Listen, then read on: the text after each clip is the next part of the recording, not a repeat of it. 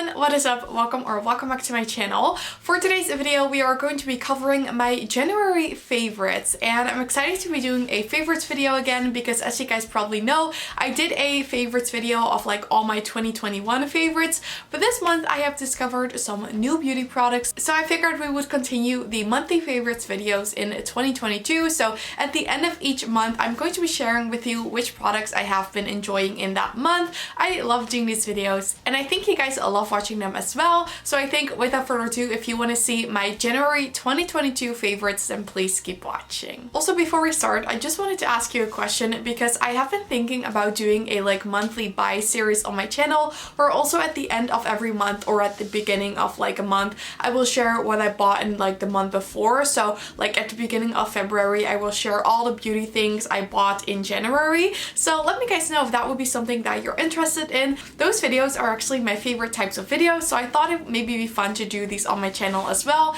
I don't buy a whole lot every month, but still I think it would make a fun video. So let me know if you want to see that. But for my first favorites of today's video, I have the Fenty Beauty Ease Drops Blurring Skin Tint. I picked this up at Sephora Germany a few weeks ago, and I just saw it and I was like, I really want to buy that.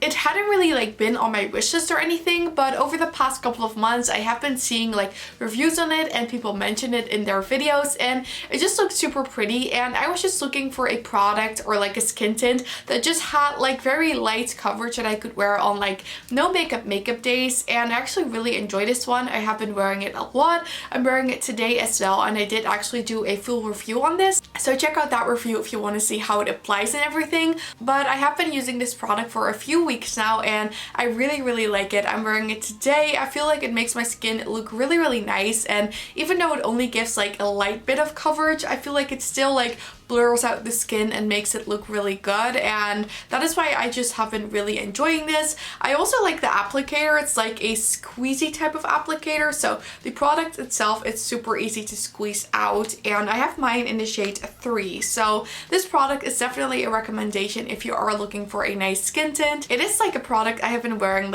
almost on an everyday basis. I absolutely love this one. I switch out this between my Charlotte Tilbury Beautiful Skin Foundation. I absolutely love that one too, but the shade is a little too deep, so I'm thinking if I should maybe get a lighter shade in that one. But for now, I have been enjoying this one. I feel like it's a really nice light coverage product, and I definitely recommend this. And of course, I cannot do a January favorites video without mentioning the Charlotte Tilbury Beautiful Skin Foundation. You guys know by now, I absolutely love this foundation.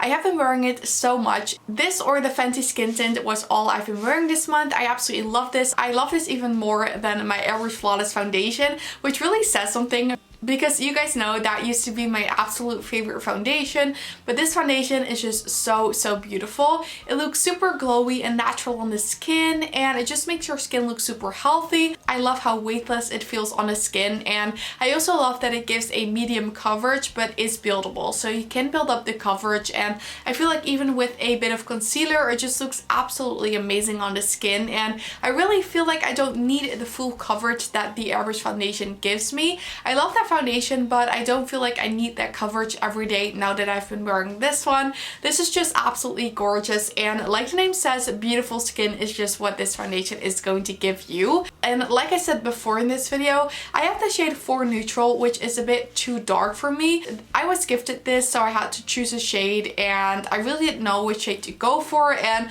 4 Neutral seemed like a nice match.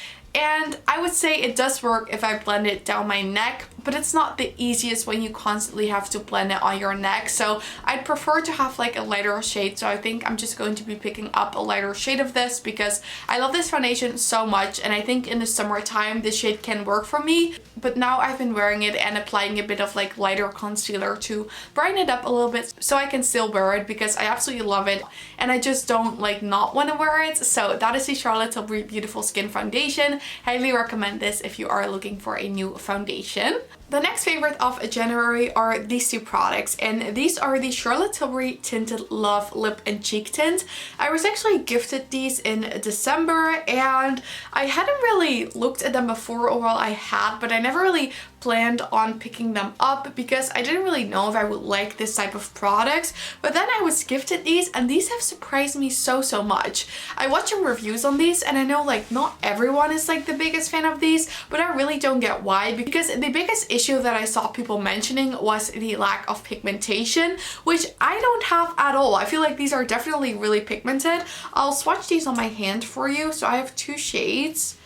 And even like on some days I wore these and I already felt like it was a bit too pigmented, so I had to like blend it out because I applied too much. But I really do not get why people are saying that these have like bad pigmentation, because that is something I'm not noticing at all. So I don't know, maybe it's like a preference or maybe it's like a batch thing.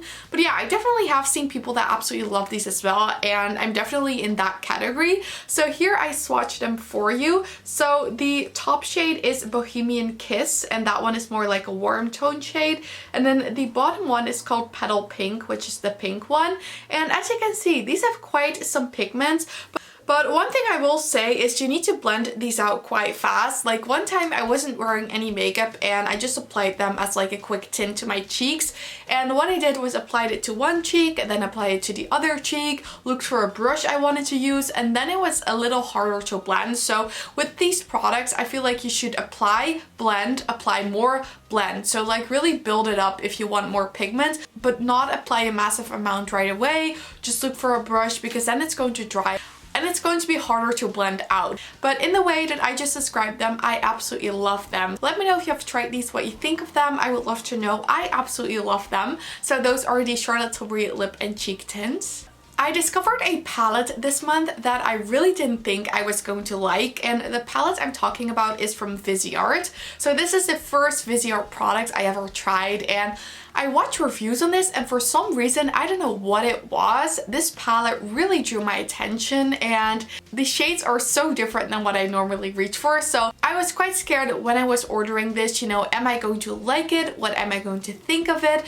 But this palette has surprised me so much. So this is the Viseart Paris Étoile palette.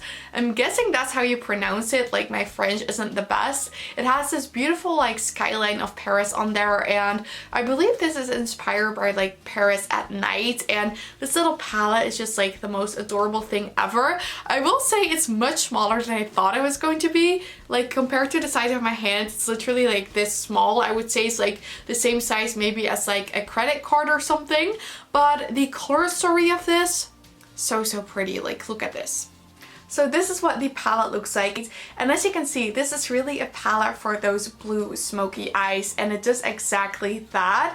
Making a smoky eye with this palette is literally the easiest I've ever done, like a smoky eye. It's literally so easy. Like I think I'm pretty good at eyeshadow, but sometimes I struggle with like smoky eyes, especially on my hooded eyes, but this palette makes it so easy to do a smoky eye. All of the shades work together nice, they blend super nice, and this shimmer right here is one of the most gorgeous ones I've ever seen. I'll swatch it for you. I just swatched the shimmer right there, and I don't think it's showing on camera, but with the right lighting and how this looks on your eye, it's absolutely incredible. So I feel like if you are still looking for a palette to do like smoky eyes, this one from Viseart will not disappoint. It is a tiny palette, but to be honest, like how often do I do a smoky eyes? So I feel like I want to try more from Viseart now. I absolutely enjoyed this quality, and I think this like retails for 28 or 29 euros, so it is quite pricey for like a small palette, but I mean like the Natasha Denona palettes are 25 as well for a small palette, so I don't really mind it as much, and I feel like this is a really nice little palette that I have been absolutely enjoying. So that is the Viseart Paris Étoile palette. Another favorite for this month has been one of the Charlotte Tilbury quads, and the quad that I've been absolutely loving in the month of January is the Bella Sofia quad. I mentioned this as well in the eyeshadow palette tag video, that this was a new favorite of mine. So this is what the Bella Sofia quad looks like. It's absolutely gorgeous, and I feel like it's the right balance between a neutral and a warm toned quad. I feel like the shades are just super pretty. They look gorgeous on the eye. They blend nice. This pop shade I will swatch as well. So those are two of the shades. Like how beautiful are these? I feel like creating like a sort of like smoky warm brown eye with this palette is just so easy, and I have been absolutely loving this one so much. I feel like this is such a nice quad, and I have been wearing this so much in the month of January. And for my last favorite of this month, I had to choose my Dyson Airwrap. I did a video on my Dyson Airwrap, but this is a product that I have been loving so much. I picked this up quite at the beginning of January. I did a video on it and I have been using it for I think like 3 weeks now, and I absolutely love it.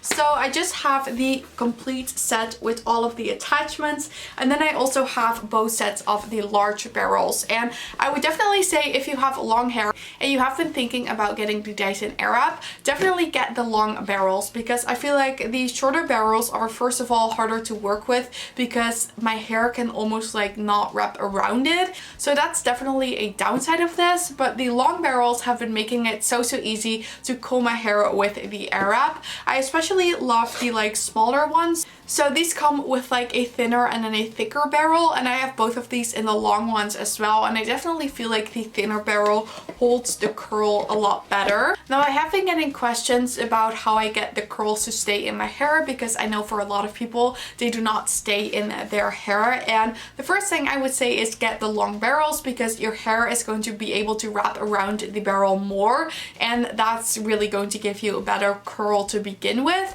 And that being said, my curls naturally hold when I use the thinner barrel. I used the thicker barrel yesterday, and as you can see they have pretty much dropped, but I still like the sort of like blowout looks that it gives. But when I use the thinner barrels, they really hold for like 2 or 3 days. So I feel like I'm not the best person to give advice on how to get your curls to hold, but I have seen many like tutorials of people on YouTube showing you how to get your curls to hold better with the Dyson Airwrap. So definitely check out those videos. I can't really give advice on like hair products to use or how long to like pin them, because I don't normally do that. I just comb my hair with like the thinner long barrels, and then they will stay pretty nice for me. So the Dyson Airwrap has definitely been a favorite for this month, because I just love how easy it is. I have been using pretty much almost all of the attachments, so I'm definitely getting my use out of this product, and I absolutely love it, and it makes my hair look so nice. So that is the Dyson Airwrap. Definitely an expensive product, but for me it is worth the money.